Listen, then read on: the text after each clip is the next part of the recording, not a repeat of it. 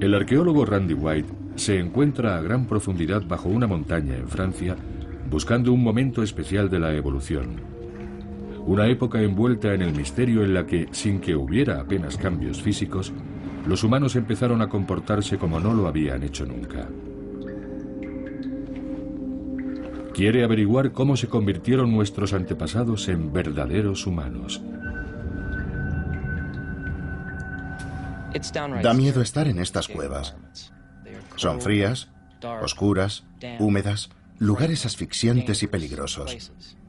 Cuando desciendes 1 o 2 kilómetros bajo tierra y encuentras restos de pinturas y cosas así, lo que estás viviendo es algo mucho más profundo que una simple exploración interesante. Quizá esta cueva esté conectada con nuestro yacimiento, con lo que, si hubiera pinturas, pasarían a ser las pinturas rupestres más antiguas del planeta. Es posible que un día Randy White haga un descubrimiento tan asombroso como el que se hizo en 1994, cuando se encontraron cavernas subterráneas adornadas con más de 300 imágenes, algunas de ellas de 34.000 años de antigüedad. Las obras de arte rupestre más antiguas que se conocen. Pero encontrar arte rupestre no es el único objetivo. Lo que está investigando White es más importante. ¿Cómo nació la mente humana? Donde en un tiempo los humanos habían mirado una pared desnuda y solo habían visto roca, de repente otros veían asombrosas posibilidades. Y con el arte llegó la tecnología humana, la comunicación humana, la cultura humana. La cuestión es, ¿qué ocurrió para que esto fuera posible?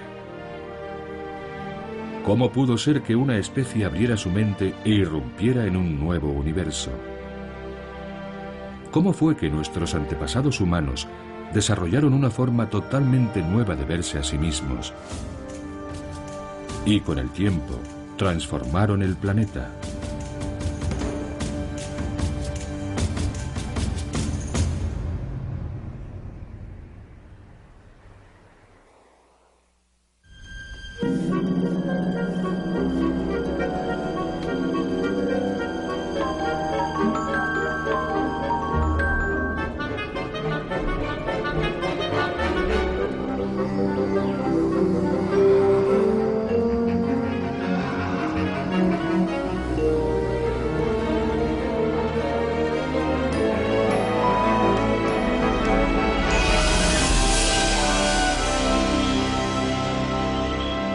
Evolución.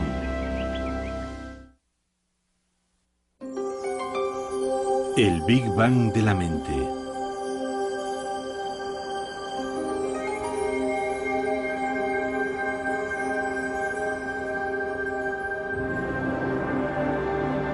El Valle del Gran Rift, en África Oriental. Aquí fue donde comenzó la historia de la humanidad. Durante millones de años, África fue el paisaje de la evolución humana. En estas tierras, un pueblo ancestral sobrevivió, se reprodujo y transmitió sus rasgos de generación en generación. Sin África, la humanidad tal y como la conocemos puede que no hubiera llegado a evolucionar.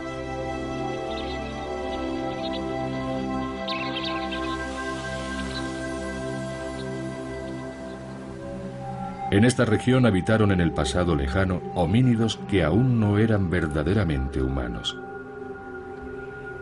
Ahora es un lugar al que vienen los científicos para comprender cómo vivían aquellos seres y qué pensaban hace más de 1 millón de años.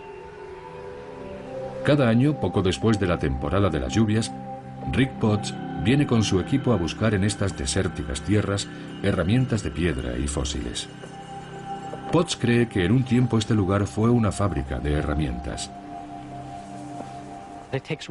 Hay que tener los ojos bien entrenados para encontrar ese primer fragmento de fósil, o esa lasca de una herramienta de piedra que nos dice que hubo homínidos aquí mismo, en este lugar.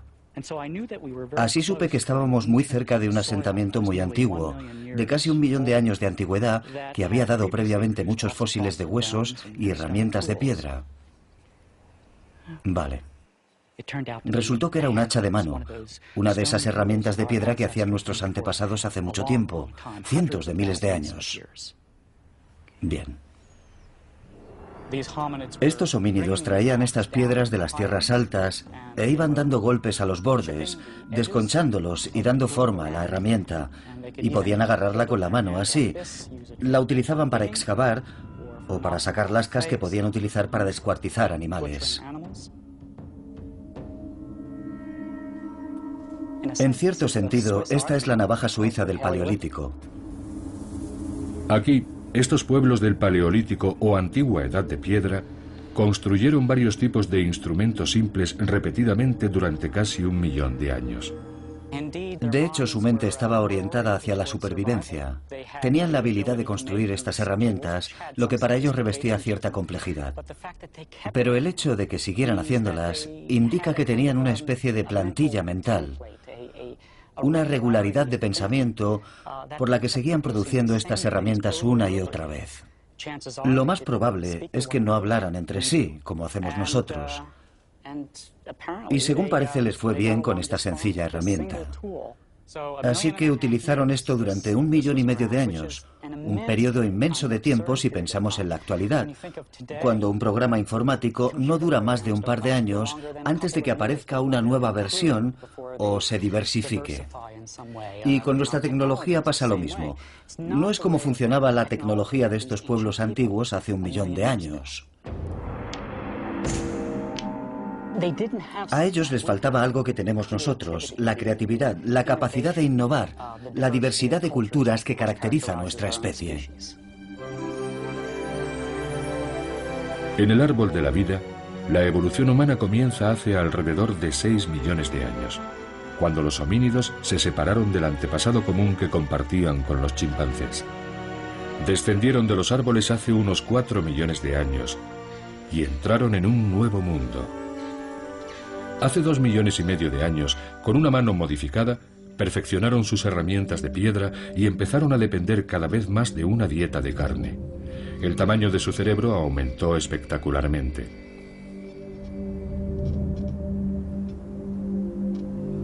Y hace unos 2 millones de años, algunos de ellos empezaron a abandonar África. Estos primeros viajeros tuvieron éxito al principio, pero con el tiempo todos se extinguieron. No fue hasta hace unos 60.000 años cuando los primeros humanos verdaderamente modernos, nuestros antepasados, empezaron a abandonar África. Eran cazadores-recolectores que buscaban su comida, vivían en pequeños grupos y vagaban por extensos territorios. Pero eran diferentes de sus predecesores. Ellos habían iniciado un modo de vida revolucionario. Este estilo de vida había aparecido después de millones de años a través de los múltiples procesos de la evolución: mutación, selección, adaptación, competición, fracaso, jalonados por éxitos ocasionales. Era una historia de evolución, de cambio a lo largo del tiempo. En esencia no era diferente de las historias de tantas otras especies, pero al final produciría resultados totalmente nuevos para el planeta. El comportamiento cambió radicalmente hace unos 50.000 años. Este cráneo perteneció a alguien que vivió en Israel hace unos 100.000 años. Se podría pensar, ¿Israel es África? En aquel tiempo, en cierto sentido, lo era. Si miramos dónde está Israel ahora, está justo en el borde de África, y en el pasado África era más extensa ecológicamente, e Israel era parte de África. Si este cráneo estuviera recubierto de carne, con una ropa adecuada, no notaríamos ninguna diferencia significativa con nosotros. Sería una persona que no nos haría cruzar la calle si la viéramos venir de frente. Y sin embargo, este humano de hace 100.000 años no se comportaba como nosotros. Y aquí tenemos a una persona completamente moderna. Alguien que vivió en África hace menos de 40.000 años. Básicamente es el mismo tipo de cráneo. En esencia, tiene el mismo tipo de cerebro. Pero esta persona se comportaba de forma muy diferente de la anterior. Fabricaba una variedad mayor de artefactos de piedra y artefactos de hueso, marfil y conchas. Producía arte. Sería reconocible no solo en cuanto a su apariencia, sino en cuanto a su comportamiento como un ser humano plenamente moderno. En cierto sentido, todos somos africanos. Si cogiéramos a unos cuantos bebés humanos de Australia, Nueva Guinea, África, Europa, y los criáramos en diferentes sociedades, todos serían capaces de aprender los mismos idiomas, de aprender a contar, a utilizar ordenadores, a construir y usar herramientas. Esto indica que todas las partes específicamente humanas de nuestra inteligencia ya estaban en su sitio antes de que nuestros antepasados colonizaran los diferentes continentes. Después de abandonar África hace unos 60.000 años, esta especie ya plenamente moderna se dirigió hacia el este, a Asia, llegando incluso a Australia. Otros siguieron la costa del Mediterráneo hacia el norte y se dispersaron por las montañas, dejando a su paso pruebas de que su mente era única. Aquí, en Turquía, Mary Steiner y Steve Kuhn han estado excavando un lugar donde vivieron algunos de estos primeros inmigrantes. Es una cueva llamada Uchasla, una de las viviendas más antiguas de hombres modernos que se conoce. Ahora mismo estamos en el fondo de la cueva y sabemos que había diferentes actividades que tenían lugar en esta parte de la vivienda. A un nivel un poco superior del que estamos excavando, como aquí, había una estructura, una especie de pared de piedra que delimitaba lo que creemos que era una especie de dormitorio. Un poco más abajo, lo que se ve es esta forma triangular, que es en esencia un cono de desperdicios, así que esto era un basurero. Tenemos este material blanco, que son cenizas, y este sedimento amarillento y ceniciento. Cada punto blanco es un hueso o un artefacto. Esto está repleto de materiales, es un basurero. Puede sonar poco romántico, pero para un arqueólogo es maravilloso. Porque aquí hay mucha información sobre cómo vivía la gente, qué comía, cómo fabricaba sus herramientas. El equipo esperaba encontrar información sobre la vida cotidiana de los humanos de hace 40.000 años. Iban a llevarse una sorpresa. Muy poco después de empezar la excavación, nos dimos cuenta de que teníamos algo realmente extraordinario. En cuanto empezamos a excavar en los sedimentos, empezamos a encontrar montones de ornamentos, sobre todo cuentas de concha, pero había muchas otras cosas. Al principio, cuando los veías parecían dientes, y el corazón me dio un vuelco y pensé, más fósiles humanos. Mira. Otra más. ¿Es un Nasarius? Sí, es un Nasarius. Y tiene el agujerito. Es una de las especies de la zona. Está perforada. Sí, está en muy buenas condiciones. Incluso se ve en parte el color original de la concha. Es tremendamente emocionante, porque nadie había encontrado nada como esto en esta parte del mundo. Así que lo primero que piensas es, ¿en qué me he equivocado? Según iban profundizando en las capas de sedimentos, empezaron a encontrar cuentas de hasta 43.000 años, lo que las convertía en las más antiguas jamás encontradas en todo el mundo. Ahora tenemos casi 1000 ornamentos. La mayoría de ellos cuentas de concha de diferentes especies, pero también cosas como una garra de una gran rapaz, a la que hicieron una muesca para hacer con ella algún tipo de colgante. Siempre seleccionan la misma especie. Este es un animal relativamente poco habitual en las playas, pero que sí se encuentra en la zona. Suelen elegir estos. También se puede ver que alguien los ha perforado artificialmente para poder colgarlos. Por primera vez en el Paleolítico Superior, a los humanos les parece necesario expresar algo sobre sí mismos utilizando objetos hechos con materiales duraderos.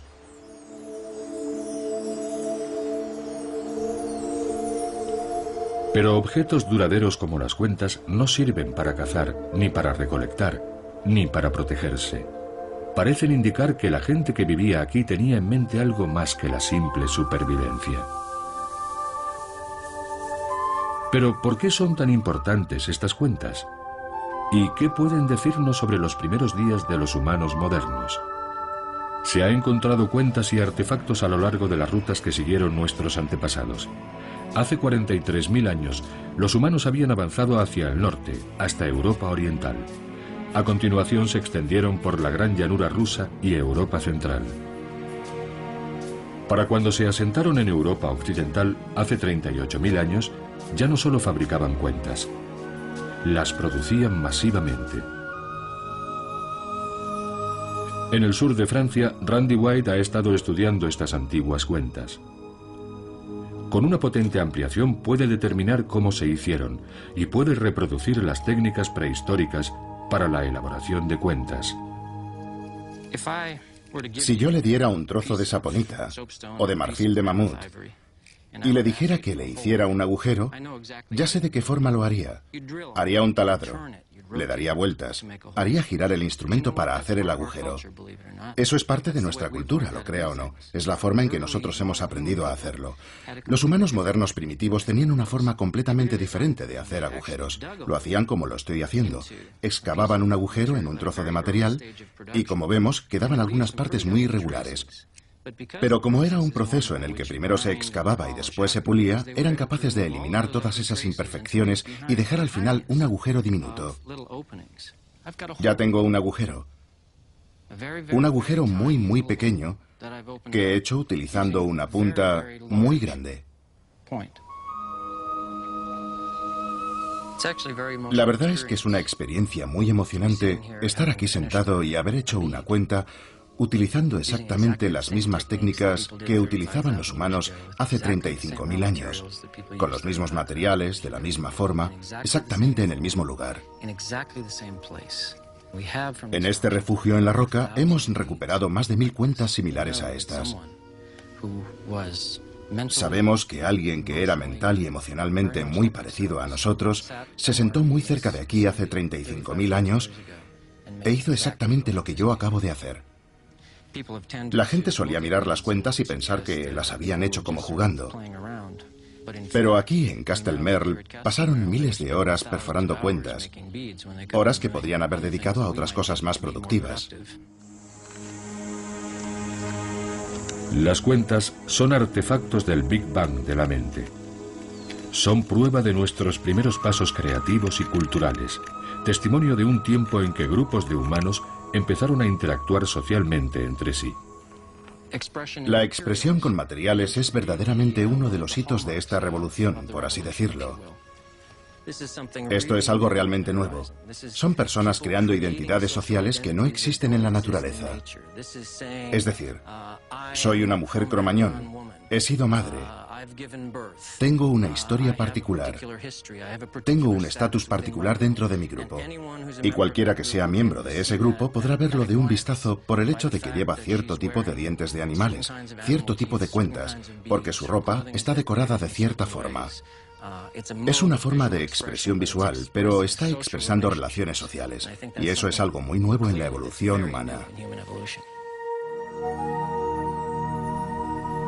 Humanos utilizando tecnologías al servicio de su identidad social. Eso era algo trascendental.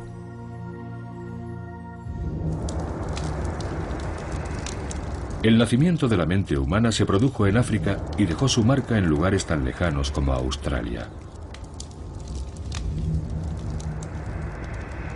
Pero donde la evidencia es más abundante es en Europa. Fue aquí donde estos humanos encontraron a otra especie de homínidos, una especie casi idéntica a ellos, pero no del todo.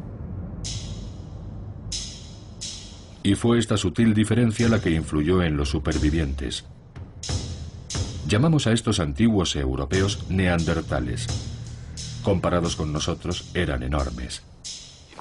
Encontrarse cara a cara con un neandertal debía de ser una experiencia impresionante. Tenían una masa corporal muy grande, unos 200 kilos de músculos y huesos en el caso de un macho. La cara se proyecta hacia adelante en la zona media, casi no tiene mejillas, y el mentón y la frente retroceden. Y en el centro de esta cara tendrían una nariz ancha y prominente. Los neandertales y los humanos eran muy diferentes en la forma en que vivían, y lo que es más interesante, en la forma en que morían. En el enterramiento de la Ferrasí podemos ver el cuerpo de un neandertal macho tendido de lado en una fosa, y eso es todo. Y por ahora tenemos muy pocas evidencias de enterramientos de neandertales con algún tipo de construcción u organización compleja. Los neandertales no muestran muchos signos de vida simbólica. De hecho, no hemos encontrado ningún tipo de arte, o símbolos, o imágenes que utilizaran los neandertales. En cambio, los humanos modernos parecen haber tratado a sus muertos con extremo cuidado. En el permafrost ruso se encontró a este hombre enterrado vestido, adornado con miles de cuentas cuidadosamente trabajadas.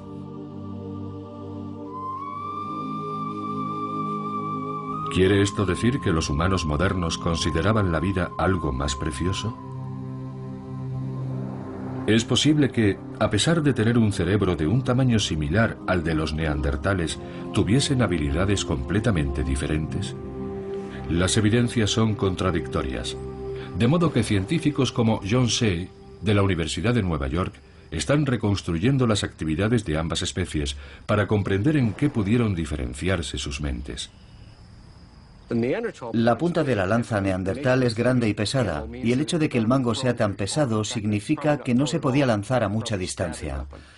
Lo más probable es que solo se utilizara clavándola, más o menos como una bayoneta moderna. Para poder matar a un animal, los neandertales tenían que acercarse mucho a él, poniendo en peligro su vida. Y si alguna vez se lanzó una lanza neandertal, su alcance era muy limitado. 19, 20, 21, 22, 23... 23 metros sería el alcance de una lanza de madera neandertal. El arma de los humanos modernos, por otra parte, tiene esta punta de asta. Es un cono muy agudo, como una bala, y está unido a un mango más fino, lo que sugiere que se podía lanzar a bastante distancia. Hacer esta punta requiere muchas horas de trabajo. Hay que mojarla hasta que se ablanda y después darle forma lijándola con un trozo de arenisca, más o menos algo así. Requiere una tremenda paciencia imponer el diseño en este trozo de asta. No hace falta ninguna paciencia para imponer tu voluntad en una piedra. Es muy fácil dar forma a un material como la piedra. La punta de lanza neandertal se podría haber hecho en cuestión de minutos.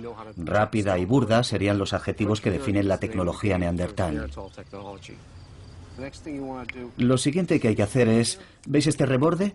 Se sujeta así y entonces se le da un golpe en el reborde con la otra piedra así y se desprende toda esta masa. Lo que estoy haciendo al enseñar la tecnología de la piedra es intentar recrear el entorno evolutivo. Así sería como los humanos modernos transmitían estas habilidades. Un individuo mayor se sentaba con varios jóvenes a su alrededor. Así se puede compartir información. Con los neandertales no tenemos ninguna evidencia de enseñanza sistemática. Hasta hace 50.000 años siempre se hacía lo mismo una y otra vez. Y eso viene a indicarnos que no se transmitía mucha información. Probablemente todo se basaba en la imitación. Pero hace 50.000 años, cuando los humanos modernos aparecen en escena, en cada generación vemos que aparece algo nuevo. No simplemente repetir viejas técnicas, sino construir a partir de la experiencia. El conocimiento y el saber de los mayores fue para los humanos modernos una ventaja estratégica clave. Así, la tecnología podía mejorar de generación en generación. Con esta nueva invención, la azagaya, la lanza se podía arrojar a distancias todavía mayores, reduciendo aún más el riesgo para el cazador. Neandertales, 24 metros.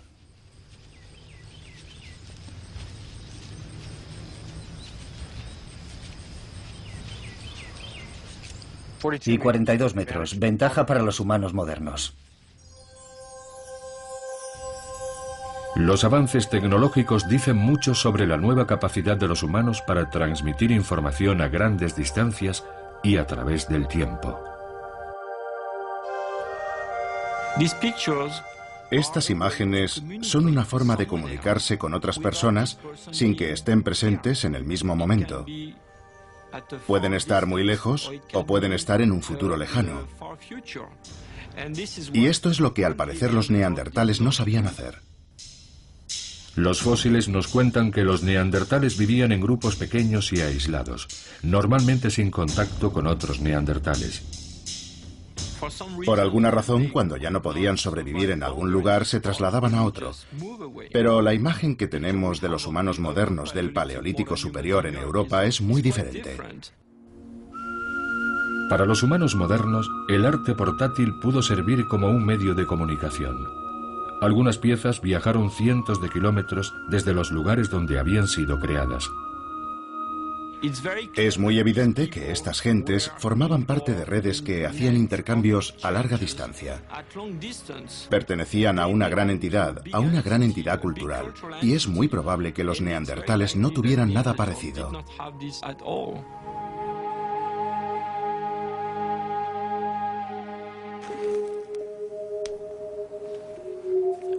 Quizá la evidencia más clara de una cultura primitiva está escondida en las profundidades de la Tierra. Aunque no podemos saber exactamente por qué los humanos pintaban en estas cavernas, ahora podemos imaginar cómo lo hacían.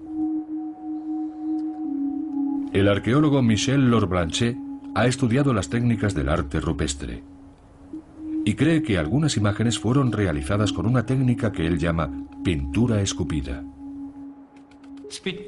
La pintura escupida debió de tener un significado simbólico muy importante.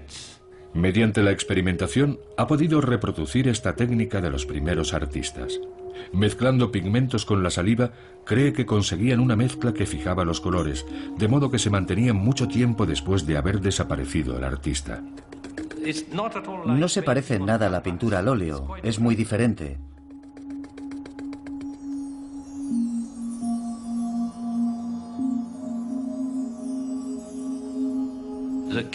La cueva está llena de formas naturales. La cueva es excepcional, es muy hermosa.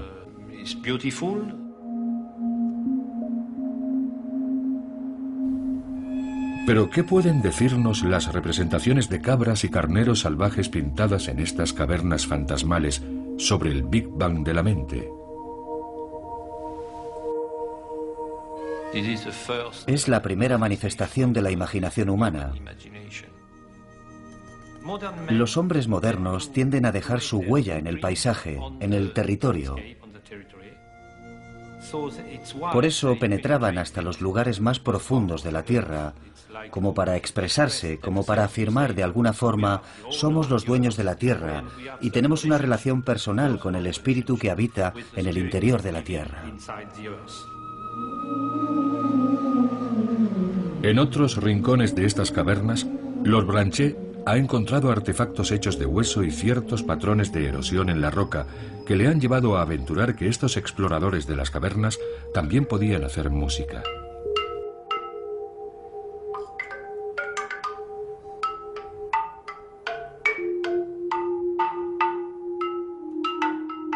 Aquí tengo la sensación de estar en una catedral, en una gran catedral, una importante.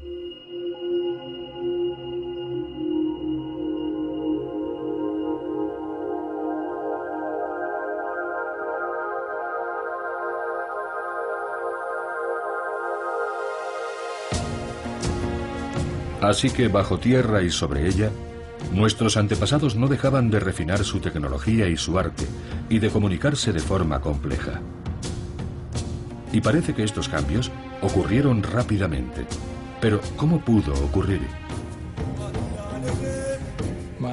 Creo que hubo un cambio genético que hizo que el cerebro humano moderno se desarrollara y tuviera esa capacidad de innovar e inventar, característica de los humanos modernos.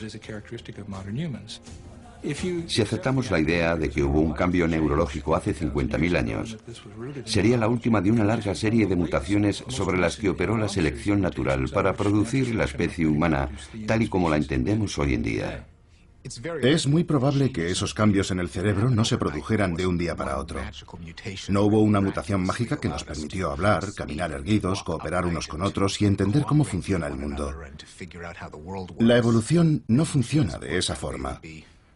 Lo más probable es que hubiera muchas mutaciones diferentes a lo largo de decenas, puede que de cientos de miles de años, que fueron esculpiendo nuestro cerebro para darle todos los magníficos poderes que tiene en la actualidad.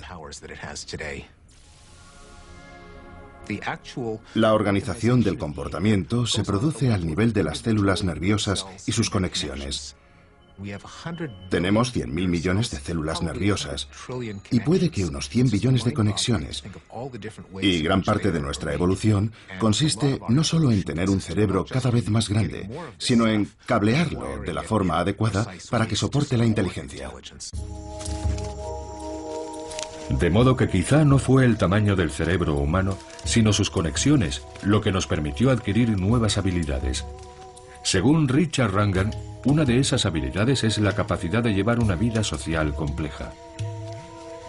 Aquí, en África Oriental, los chimpancés nos muestran cómo pudimos interactuar entre nosotros antes del Big Bang de la mente.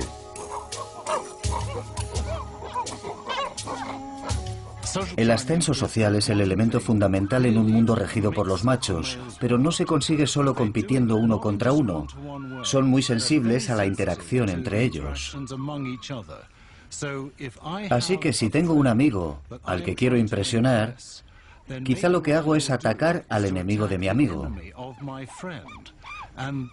Y el enemigo de mi amigo puede que esté haciendo algo como despiojarse con uno de sus amigos.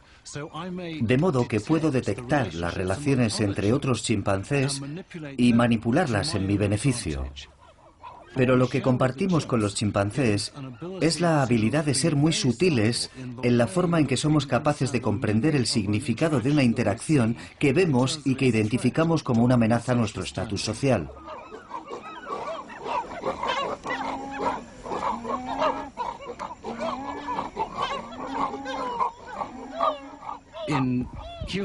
Entre los humanos, decimos unas palabras al padre de un adolescente que se comporta mal, y de repente puedes controlar su comportamiento. Pero eso no pasa con los chimpancés. Hay que ejercer la fuerza física o amenazar con la fuerza física. Pero después de 6 millones de años de evolución por separado, los humanos consiguieron una ventaja social muy significativa. Resulta muy satisfactorio que el Consejo de Ancianos se siente alrededor del fuego por la noche y diga: Joe se está comportando muy mal, vamos a tener que hacer algo con él. Eso es lo que los chimpancés no pueden hacer. Pero hay muchas más cosas que los chimpancés no pueden hacer. En la Universidad de St. Andrews, en Escocia, Andrew Whiten estudia las diferencias entre la mente de los chimpancés y la de los humanos. Con unas herramientas sorprendentes, él y otros colegas han identificado otra ventaja crítica, y posiblemente una de las claves del asombroso éxito de la mente humana. Vale.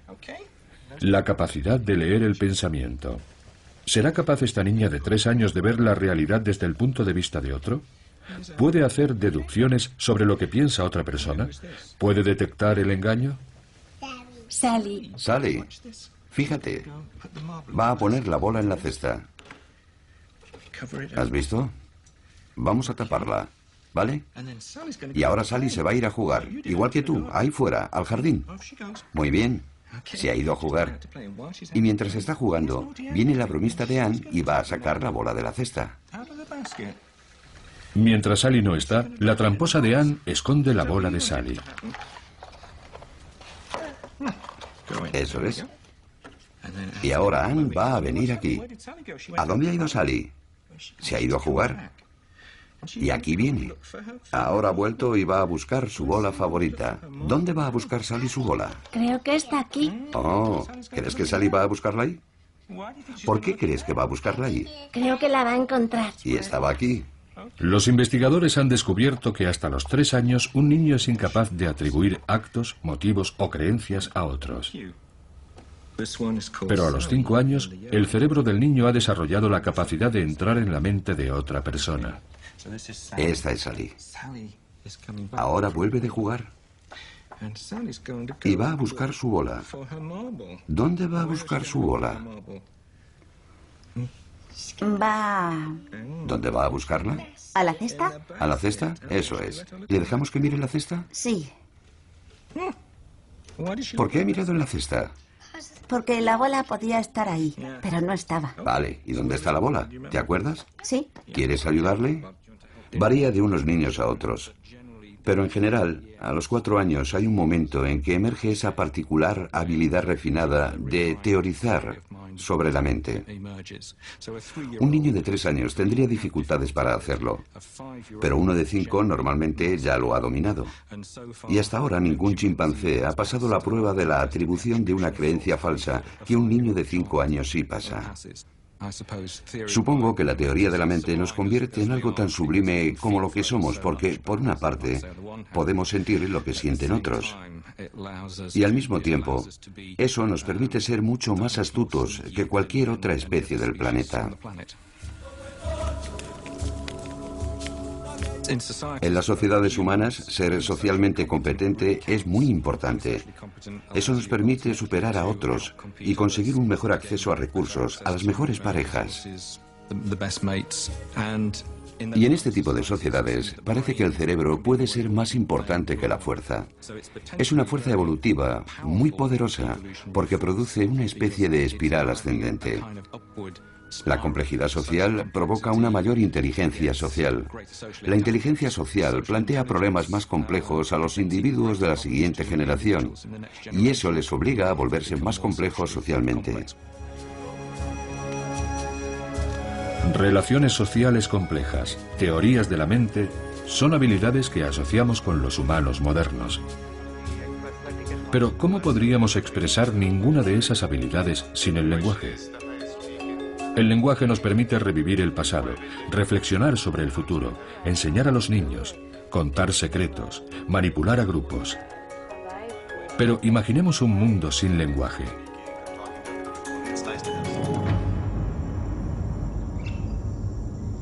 Nicaragua, América Central.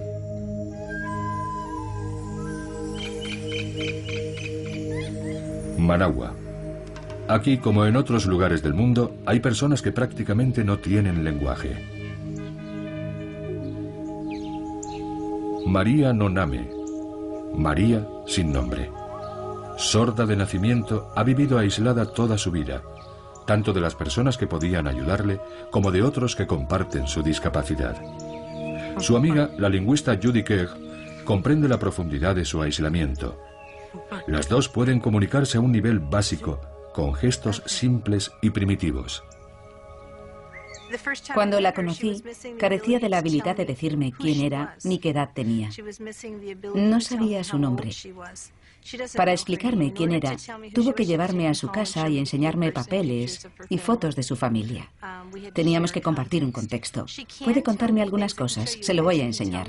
Puede contarme lo que le ocurría a su padre.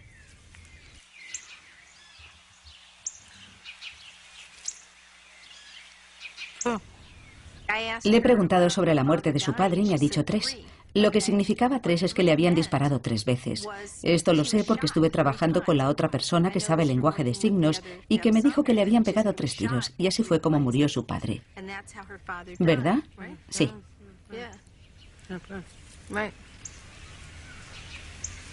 Pero el caso es que 3 no basta para darme acceso a la información que habría necesitado de no haber tenido datos adicionales previamente.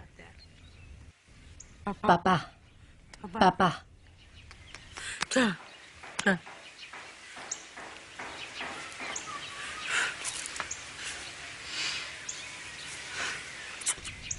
Vale.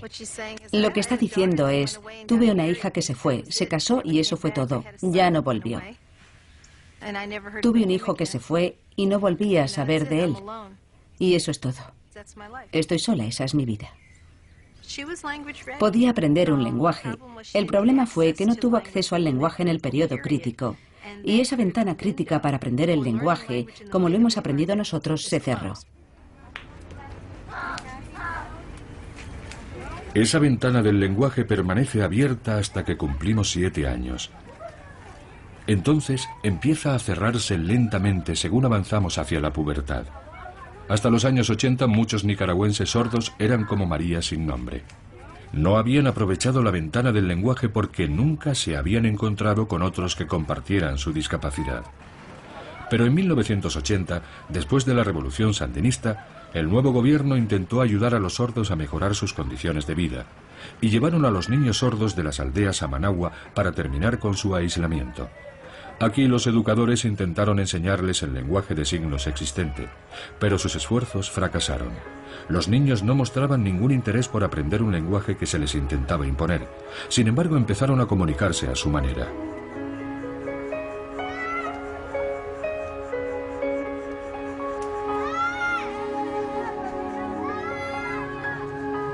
Entonces hicieron venir a Judy Kerr desde Estados Unidos para resolver el problema. Vine aquí pensando que donde quiera que haya sordos, hay un lenguaje de signos.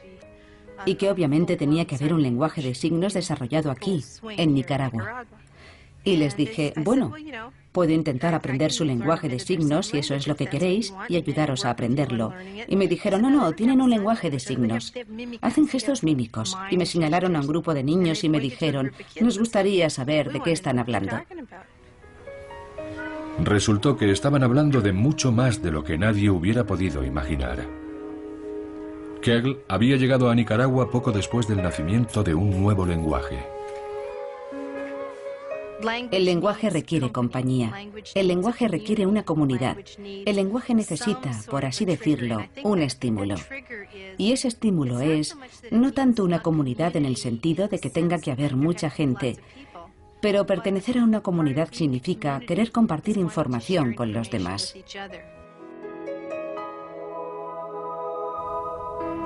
¿Podría asemejarse este momento a lo que ocurrió hace aproximadamente 50.000 años? ¿El punto de inflexión que desencadenó la explosión de la creatividad humana?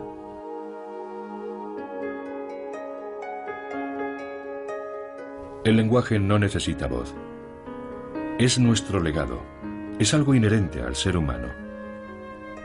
A día de hoy seguimos sin saber exactamente cuándo evolucionó el lenguaje, cuándo abrió la puerta a nuestro extraordinario éxito como especie.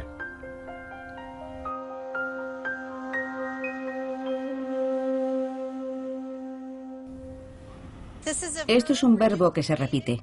Pero el lenguaje, todos los lenguajes, dependen de unas normas estrictas, todas ellas familiares. Ahora pasa a adoptar el rol del hombre que mira al pájaro. Y ahora el hombre se cae de la montaña, medio soñando que va a volar como un pájaro. Mientras que muchas especies pueden comunicarse, incluso vocalizar, solo los lenguajes humanos se guían por reglas complejas. Cada uno de los 6.300 lenguajes de nuestro mundo las tiene. Es lo que llamamos sintaxis. En su aislamiento, María sin nombre nunca llegó a aprender una sintaxis, pero en el lenguaje de los niños es algo normal. La sintaxis no es la serie de reglas que aprendiste en lengua en tercer curso y que tuviste que memorizar para hablar tu idioma correctamente.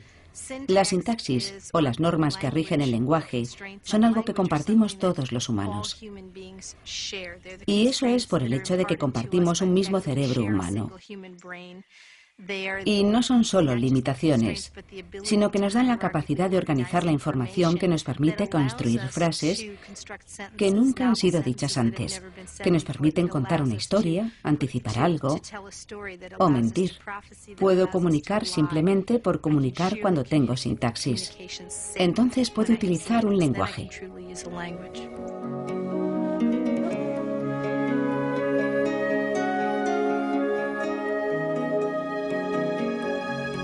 Y los mejor dotados con las herramientas del lenguaje pudieron ser los que prosperaron, según Richard Dawkins.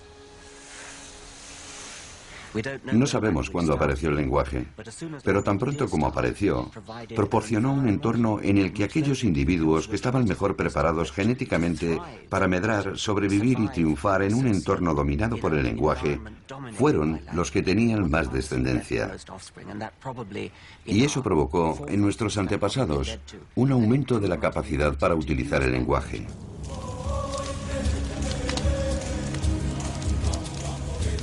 ¿Cuál era exactamente el propósito evolutivo del lenguaje? ¿Era transmitir información sobre fuentes de agua, armas, qué había más allá de una montaña? ¿O es posible que tuviera otras ventajas? La respuesta puede ser sorprendente.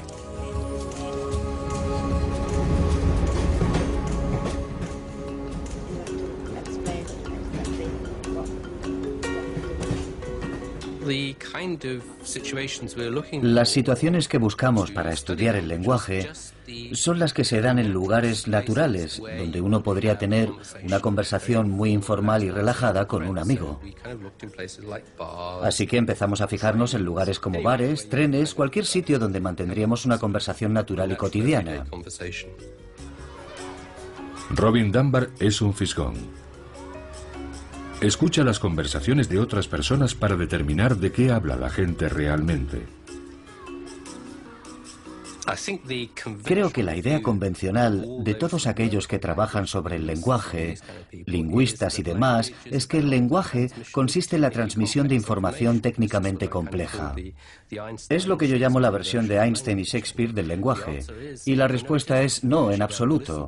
Si sales a la calle y empiezas a escuchar de qué habla la gente de forma cotidiana, en sus casas, en la calle, hablan de relaciones sociales. Lo que más nos sorprendió fue el tiempo que dedica la gente al cotilleo social, podríamos llamarlo. No nos esperábamos que fuese tanto tiempo. Es comprensible que el intercambio social de información sea importante en la vida de la gente, pero no esperábamos que ocupara más de un tercio del tiempo total de conversación, y resulta que estamos en 2/3. Robin Dunbar piensa que 2/3 del tiempo que pasamos conversando los dedicamos al cotilleo. A lo largo de la evolución humana, es posible que la naturaleza haya seleccionado no solo a los más fuertes, sino a los que tenían mayores habilidades sociales. Lo que hace el lenguaje en realidad es permitirnos mantener unidos a grandes grupos. Es como abrir una ventana de oportunidad. De repente hay una gran cantidad de cosas que podemos hacer con él.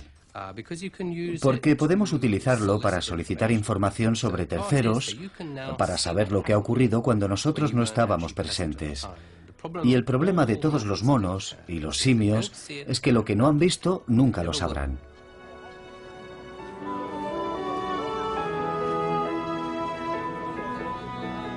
El cotilleo es una de las cosas para las que es útil el lenguaje. Siempre es útil saber quién necesita un favor, quién puede hacerlo, quién está disponible, quién está con una pareja celosa. Y ser el primero que se entera de un cotilleo es como utilizar información privilegiada. Puedes aprovechar una oportunidad antes que nadie. Pero el lenguaje es útil para intercambiar conocimientos técnicos. ¿Cómo se extrae veneno de una glándula de una rana? ¿Cuál es la mejor forma de hacer una lanza? ¿Dónde hay más vallas? ¿Cuál es la mejor época para cazar? Y es bueno para la negociación. Si me das parte de tu carne, yo te doy parte de mi fruta. El lenguaje puede ser útil de formas muy diferentes. El cotilleo solo es una de ellas. El lenguaje, la fuerza que creó la cultura humana moderna y que hoy nos dice quiénes somos, de dónde venimos y a dónde vamos. El lenguaje, de acuerdo con Richard Dawkins, también es fundamental en una nueva y poderosa fuerza evolutiva. Por lo que respecta a la duración de la vida humana, el único tipo de cambio evolutivo que es posible que lleguemos a ver no es la evolución genética, sino la evolución cultural. Y si la contemplamos desde un punto de vista darwiniano, estamos hablando de la supervivencia de los memes frente a los genes. Los memes son ideas, hábitos, habilidades, gestos, historias, canciones, cualquier cosa que pasa de unas personas a otras por imitación. Los copiamos. Igual que los genes se copian en el interior de nuestras células y se transmiten con la reproducción, los memes los copian nuestro cerebro y nuestro comportamiento y pasan de unos a otros.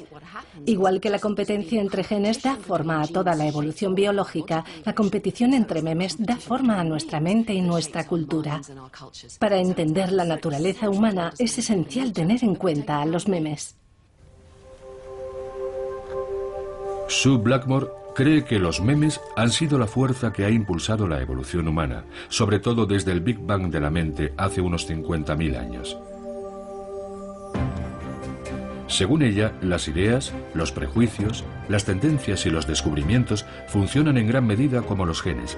Se autorreproducen y se acumulan de mente en mente, de sociedad en sociedad, de generación en generación.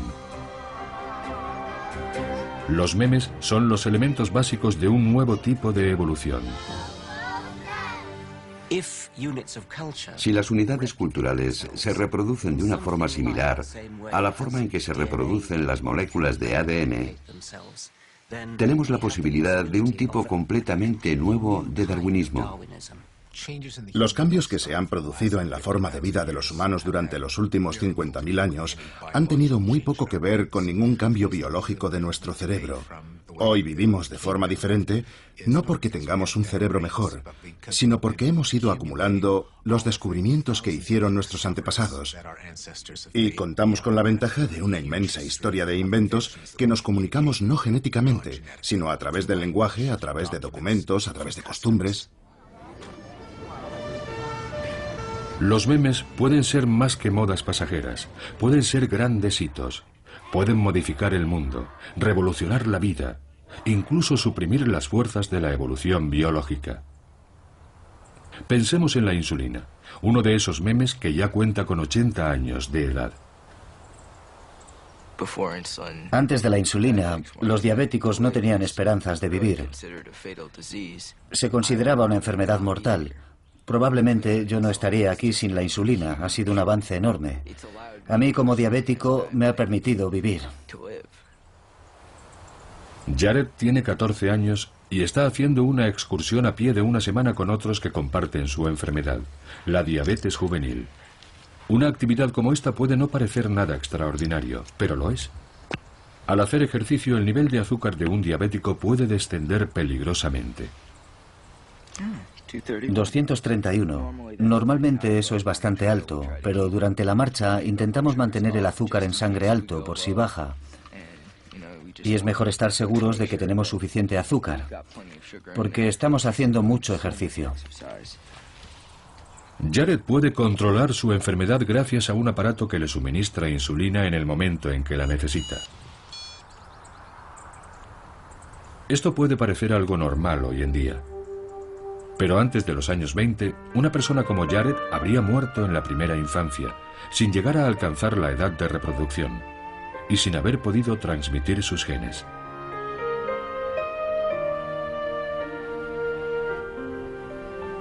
Pero ahora los jóvenes diabéticos ya no están condenados a una muerte prematura.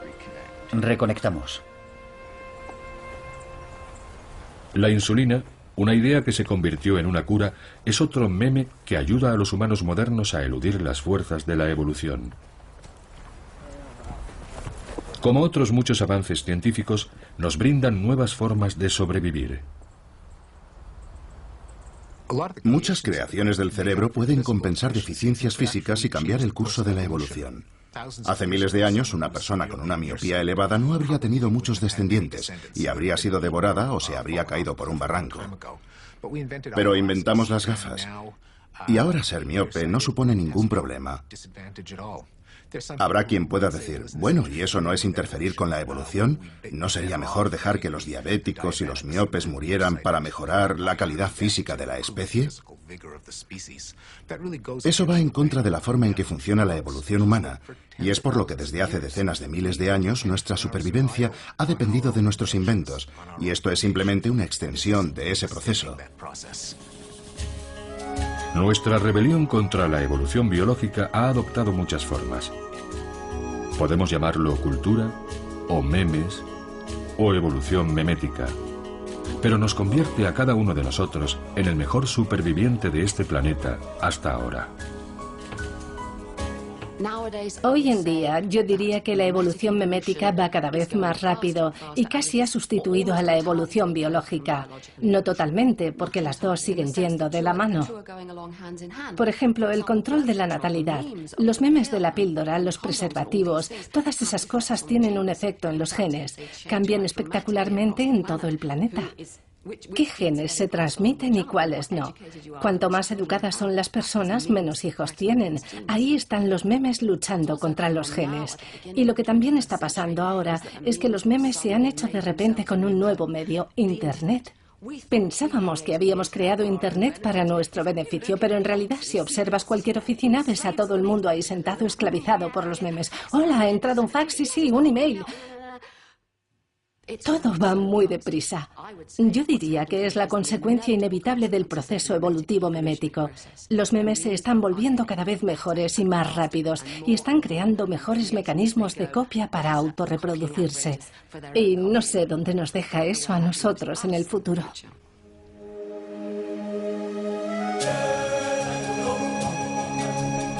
Para nuestra especie, como para todas las demás, la evolución biológica ha sido el principal motor de cambio. Pero desde el nacimiento de la cultura, hace unos 50.000 años, fuerzas mucho más poderosas han tomado el control de la evolución humana. El Big Bang de la mente supuso el nacimiento de un nuevo tipo de cambio, no de los cuerpos, sino de las ideas. Para el futuro de la humanidad, la evolución puede que no sea más que lo que nosotros hagamos de ella.